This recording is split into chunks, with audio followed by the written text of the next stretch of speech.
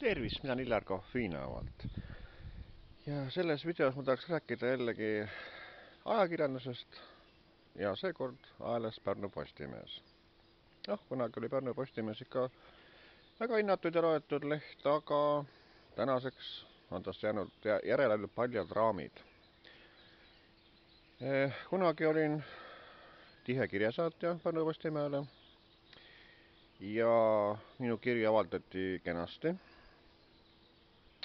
aga kuskilt maalt oli niimoodi, et ühel päeval saati mulle koju selline leping Pärnu Postimehe poolt, et ühesõnaga autorileping.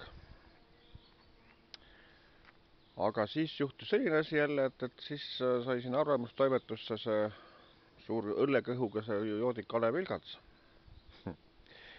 kes oli seal toimetuses siseselt, nagu öeldud, tol korral ta töötas seal noore poisina ka Imre Kaas, kes praegust seal Kanal 2 Reporteris oma neid reportaaže teeb. Ja see ütles mulle nagu niimoodi, et Kalev Ilgats oli talle öelnud niimoodi, et vaat Illar Kohvi-kirju ta avaldab ainult üle laiba, ühesõnaga, et nii kaua kui tema on, et nii kaua need kirjad avaldamist ei leia. Ja sama oli ka öeldud selle Pärnu Jagupist, oli Sven Lahesaare vist, jah? Temal oli vist koguni saadetud kiri koju, et temalt ei ole kiri oodatud, ühesõnaga, et ärgu parem kirjutagu, et neid ei avaldata. Sel teemal oli isegi juttu minu teada Eesti Televisiooni saates Pealtnägija. Aga siis samas, ma tean, kuskil paarkümmend aastat tagasi ilmus Pärnu linnalehes, kui Pärnu linnalehte toimetus asus veel Pärnus, ilmus selline uudis, ühesõnaga, et Pärnu Postimehe ajakirjanik Kalev Ilgats peksis naiskolleegi. Ja siis ühesõnaga tuli välja, et ma küsisin teiste Pärnu Postimehe töötajate käest, et kuidas selle asjaks tegelikult oli, ja siis mulle öeldi, jah, ma ei ütle, kes mu seda ütles, aga see öeldi, et jah, see asi vastab lihtsalt tõele, et Kalev Ilgats oli pannud seal selle naiskolleegile Riinale oli pannud rusikaga näkku, ühesõnaga, et tulnud jälle kõrtsist järjekordselt välja, vist oli purjus olnud ja et virutas tal vastu lõugu. Ja sel teemalgi oli juttu Eesti Televisiooni saatest, ka Pealtnägija vist, jah. Ja Kalev Ilgats andis intervjuud, selle ütles, jah, juhtus küll selline asi kahjuks ja mitte midagi muud, ühesõnaga, et no täitsa naerma ajab. Et üks kuradi joodik, üks rusikakangelane on niivõrd ülbust täis, tema teeb, mis tema tahab. Tema ütleb kirjasaatjatele ära, et ärgu Pärnu Postimehe kirju saatku, ühesõnaga, tema neid ei avalda, ainult üle tema laiba neid avaldatakse. Ja siis ühesõnaga, kelle jaoks te lehte teete? Kelle jaoks te teete Pärnu Postimeest? Kas iseendile? Tõesti iseendile teete? No tehke siis edasi.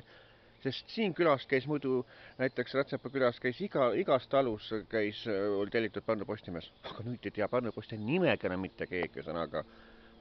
Pärnus tellitakse vähem ja kindlasti on tiraas kõvasti kukkunud, leht on kallis, ühesõnaga. No kellele teete Pärnu Postimeest? No kellele, öelge. Kui te olete niivõrd ülbust täis ja te teete ühesõnaga, et ütlete kirjasaatjatele, et ärgu saatku teile kirju, et neid ei avaldata.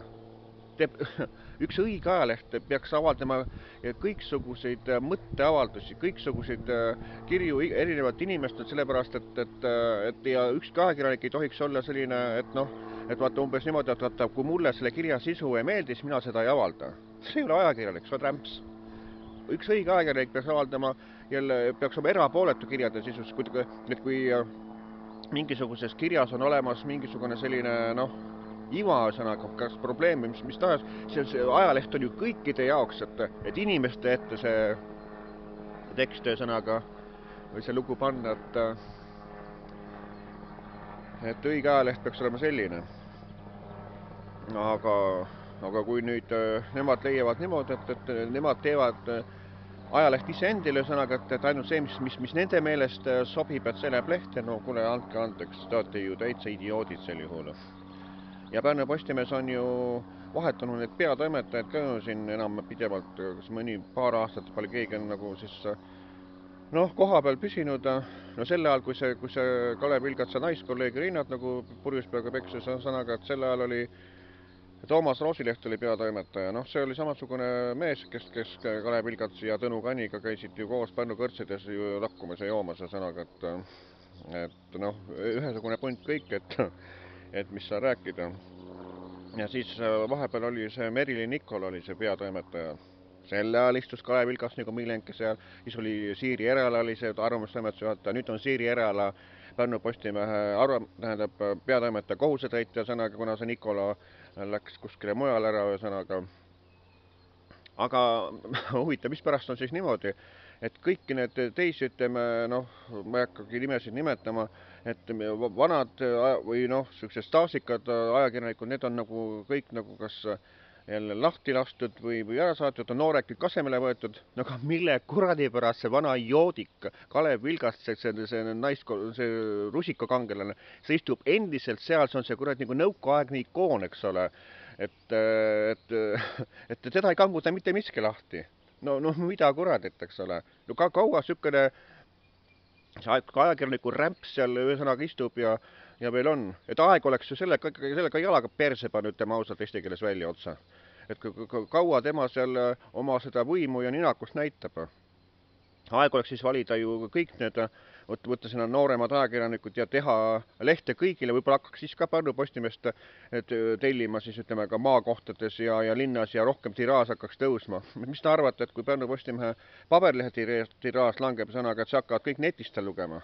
Mitte midagi ei hakata. Sellepärast, et see Pärnu Postimees on nii ühekülgne igatpidi, võtta ta netist või paberleht, et vanast olid ju seal kõik ju need, noh, avaldati lugejate kirju ja igast probleeme ja kõik sõnaga. Nüüd ei ole see mitte midagi ju, paljas pask sõnaga, seal ei ole leht ega midagi. Et kui te sellises tempos Pärnu Postimeest toimetama või noh, toimetate ja jätkate, no sellisel juhul vastu kaob see tiraaž üldse ära, et ei olegi mitte midagi, et saategi nii-öelda lehte ainult iseendal teha, et Kalev Vilgats saab ka ilusti seda trükkida, seda panna mingi vahva pealkirja ja umbes niimoodi, et hohoo, näed, vaata, kus ma ikka ütlesin, vaata, kus me ka kirjutasime sõnaga, et saab ise lugeda, teised teda ei loegi enam, aga Kalev Vilgats saab ise seda lugeda, mis ta kokku kirjutas, nii et selline jõuab see asi varsti välja, uskuge mind. Nii et kui see kuradi jama seal Pärnu Postimeestel ei lõppe, siis vastu jõuavad tamadega B-punktis sõnaga ja oska teile parras selle eest, et te selliseid kuradi joodiku jätiseid seal hoiate sõnaga ja leht korralikult ei tee. Leht peaks olema kõigi jaoks, peaks olema jälle laiema sisuga, peaks olema igast linnast, igast maakonnast, igast külast uudiseid, aga kui te seda ei tee, siis saad omatega sinna B-punktis.